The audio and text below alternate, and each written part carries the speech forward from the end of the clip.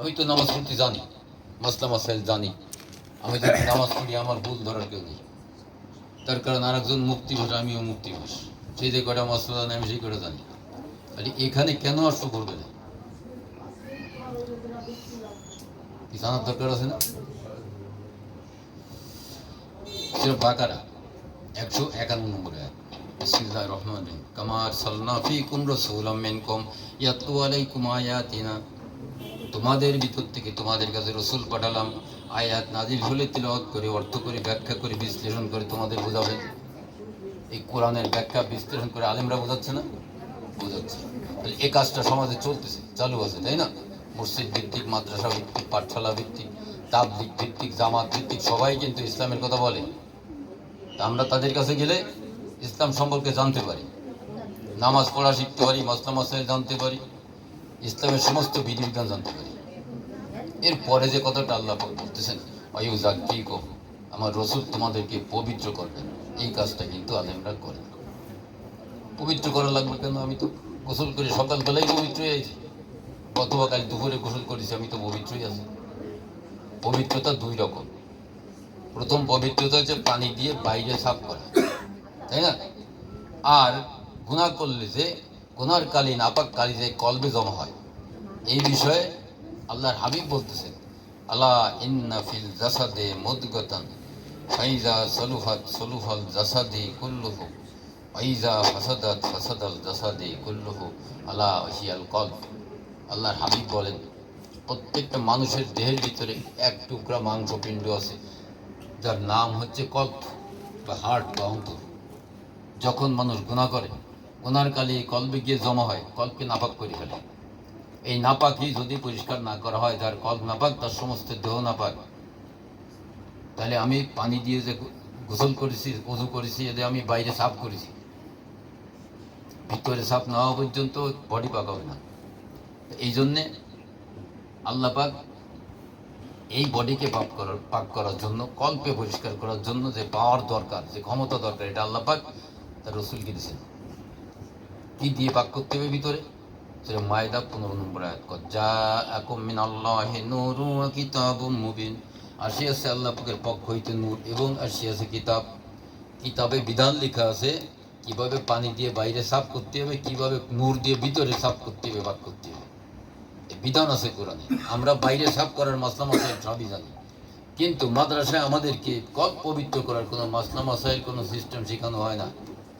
শেখানো না হওয়ার কারণে আমাদের কল্প থেকে নাপাক, অপবিত্র।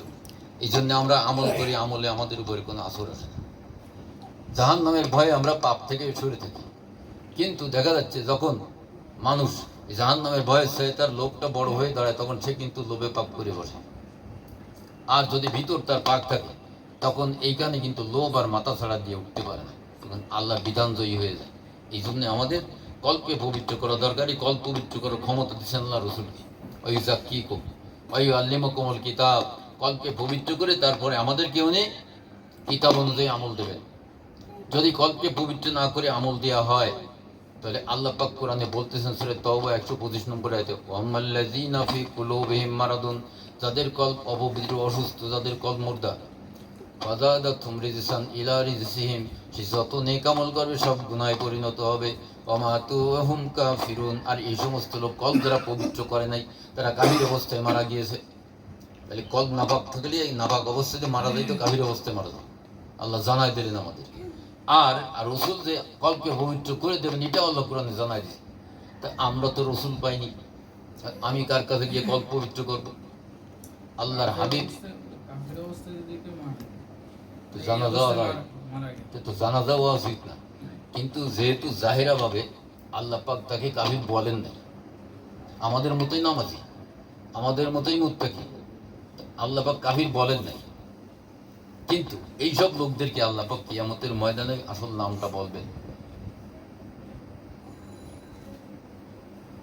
সেটা হচ্ছে কি? মুনাফিক। ইয়াউমা ইয়াকুলুল মুনাফিকুনা ওয়াল মুনাফিকাতু লিল্লাযীনা আমানু উনজুরুনা নাকতাবিস মিন নূরিকুম।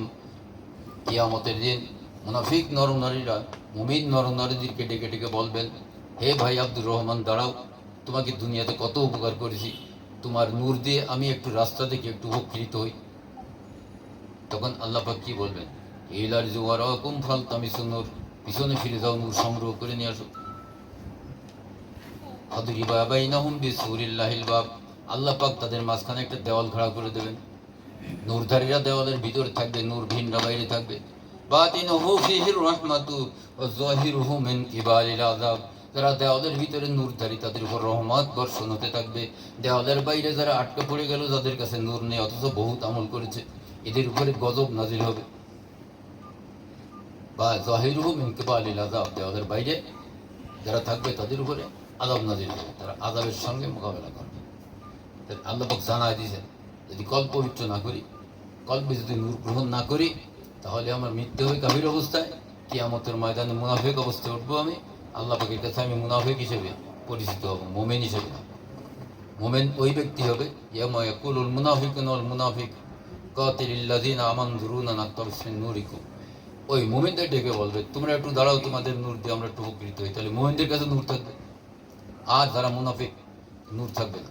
তখন এই মুনাফিকরা ডেকে ডেকে বলবে, আব্দুর রহমান, আমরা একই সঙ্গে মসজিদে জামাতে নামাজ পড়েছি বলে হয়, একই সঙ্গে মসজিদে রোজা ইফতার করেছি বলে হয়।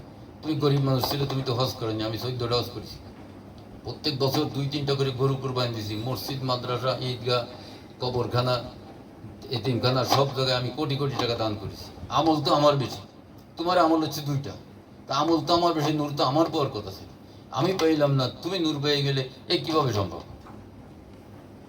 হিসেবে তাই আসে না?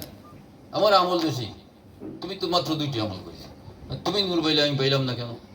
তখন আল্লাহ পাক জবাব দিয়ে দেবেন, ওহুদু ইলা তাইয়্যিবি মিনাল কওলি ওহুদু ইলা সিরাতিল হামিদ। ও বান্দা, শুনে রাখো, এরা কলমে তৈয়্যিবার হিদায়াত প্রাপ্ত, প্রশংসিত প্রভুর দিকে সিরাতাল মুস্তাকিম প্রাপ্ত। সূরা হজ 24 নম্বর। তো কলেমা তৈয়্যিবার হিদায়াত প্রাপ্ত হতে গেলে কি লাগবে? কলেমার রোকন আদায় করতে হবে। কলেমার রোকন আদায় করতে গেলে কি লাগবে?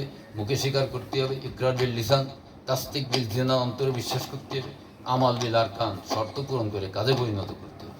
এই শর্তগুলো আছে সূরা নিসা 64 নম্বর আয়াতে। এখানে আল্লাহ পাক বলতেছেন, কামা আরসালনা মির রাসূলিন ইল্লা লিইউতা বিইজনিল্লাহ, আমি রাসূল এই জন্য পাঠিয়েছি, আমার পক্ষ থেকে আমার রসুল যেসব বিধিবিধান জারি করে শরীয়তে তোমরা মেনে চলবে। তো শরীয়তের বিধান আমরা কম বেশি মানি মুসলমান হিসেবে, তাই না?